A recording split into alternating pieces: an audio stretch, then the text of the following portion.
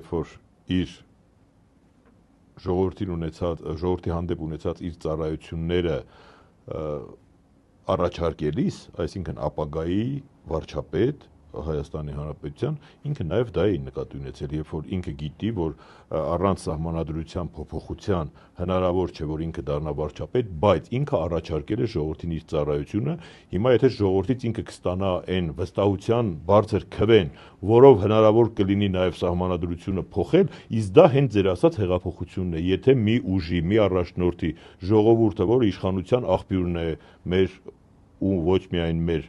սահմանադրությամբ ժողովուրդն է իշխանության աղբյուրը, ապա